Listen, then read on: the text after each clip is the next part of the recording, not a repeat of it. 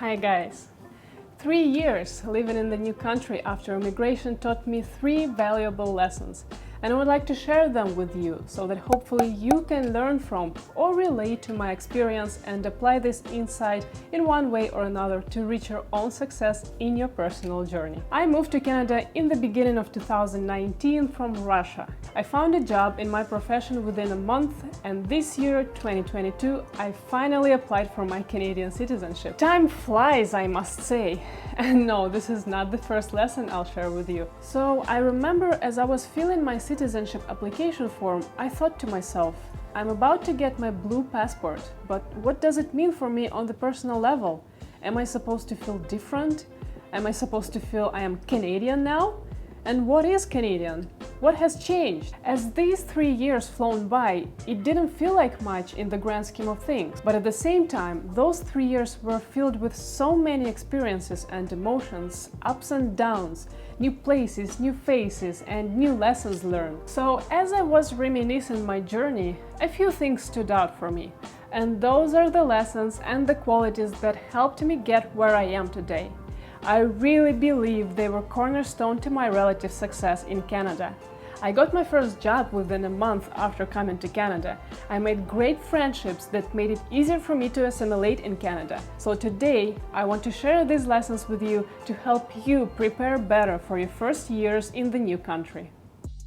Preparation is everything, and fear often helps. This one is probably the most important one, and I'm diving right into it from the start. Being prepared to all the most probable scenarios of what might happen when you move to a new country and start a new life from scratch is vital. It will save you time, money, and shield you from the extra unnecessary stress. Prepare for the worst, hope for the best, right? I strongly believe that doing all the preparation I did allowed me to arrive to Canada safely, find a job within a month, and start assimilating quickly. Here is what I did. I personally had plenty of time from the day I applied for Canadian PR from Russia to the day when I got my approval letter. It took me over a year to go through the process, way longer than expected. The Canadian Security Intelligence Service officers for some reason decided to double-check my background before allowing me in the country. Do I look like a spy? Let me know in the comments below. So I was sort of in a limbo for the entire year, and that allowed me to prepare the heck out for what was to come in Canada.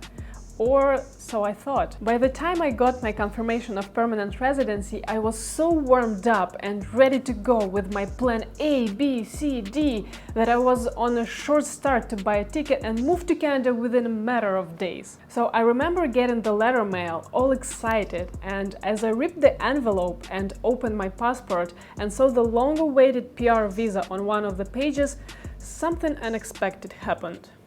I freaked out. This was the moment I suddenly realized this is serious. I moved to Canada, another country, another culture. All the knowledge about moving and assimilating in Canada that I'd built while waiting is just a theory. It's a theory that I learned sitting in the comfort of my home, working my regular job, leaning on my friends, family when I had to, and now I'm actually about to pack my stuff, leave my home, my family and friends, and go to the place I've never been before and where I have no one and have nothing. Do I really have a plan? I remember sitting with the passport in my hands, my mind racing and fear rising. At the same time, I knew I was not stepping back. It was scary. But that adrenaline rush gave me the kick to sit down and think critically through my initial plan of arrival to Canada. And it turned out there were many more things to learn. I'd learned that there is an online pre-arrival services that Canada has available for future permanent residents, and it's free of charge. I signed up for those pre-arrival services, and I got a personal coach who helped me better understand the job search process in Canada. I felt a lot more confident and somehow less freaked out about my move to Canada. That was a huge amount of information, and a lot of knowledge gained. And that gave me more confidence to move forward. Because starting to make Canadian salary is probably the single most important thing every immigrant is tasked with immediately after moving to Canada. More than that, I enrolled into newcomer services after arriving to Canada too. It's available for all newcomers who have been in Canada for less than 2 years. So I enrolled into an engineering connections program by Access Employment. It's an organization that helps people in engineering field how to network and look for jobs. I'm not sure I had gotten my first Canadian job so soon if it wasn't for all the pre-work and research I'd done to find these resources and then to leverage them. I remember being a part of a 20-person group at Access Employment. Everyone was from different corners of the world, all professionals in their field with several years of experience, all with higher education, with master's degrees and PhDs, with fluent English. And yet, all of us were in the same boat. We were competing with each other and with Canadians and trying to find a job in the new country. That's when another realization struck me. The job market in Canada is very competitive. I had to learn to be outstanding in the group of already outstanding people. So this is where we are getting to the second part of the lesson. Preparation matters, but is it enough? Can you prepare for every single unknown that's out there? Of course you can't, but you can use your fear of the unknown to your advantage. My motivation to prepare and work hard was, in most cases, backed by the fear of the unknown. I was scared of not knowing what to expect in Canada when I land.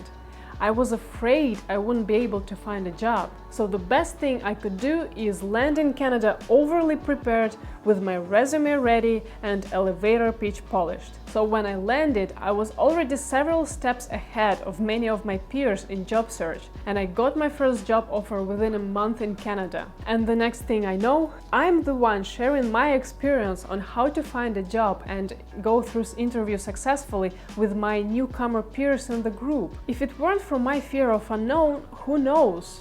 I could have ended up coming to Canada with the rose glasses on, taking a survival job, getting stuck there and disappointed in Canada, and now I would probably be doing videos about how Canada sucks and blame everyone and everything for my lack of success here. My word of advice: do your research before coming here.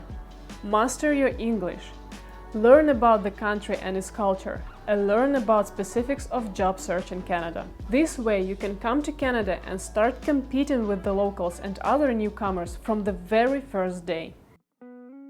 Be open to changes, even if they hurt. When you move to a new country, your surroundings change. Your circle of friends and acquaintances changes. Your life situation, job, accommodation, everything changes. And you change too. Your views, interests and priorities, and maybe even traits of character or beliefs. I've changed a lot, and I'm still changing. It's not easy, but you know what? That's okay. My first in Canada was spent in a small town making about 50K a year. I remember being overwhelmed with that amount of money, since salaries in Russia are a tiny fraction of that. I thought I'd made it, and it kind of felt too good to be true. As the time in the small town went by, I started feeling bored and lonely. I was craving to see people on streets, was eager to attend events and festivals, explore and meet people. I was surprised to learn that I don't enjoy the small town life, so when the opportunity came, I was eager to move back to the big city of Toronto. Now I'm in the big city. I make 6 digits, everything is great, but I want to go back to the town life.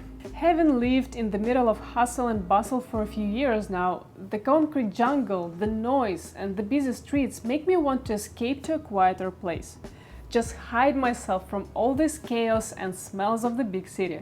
I long for peace and quiet. In just a span of 2 years, I have reassessed my priorities and my wishes have changed. I would like to share another story with you. One of the reasons why I moved to Canada was the feeling that I don't belong to the society of my home country. The beliefs, the mentality, it always felt foreign. I rarely felt safe expressing my own views. So automatically, I assumed I would fit nicely in the Western world just because I feel drawn to it.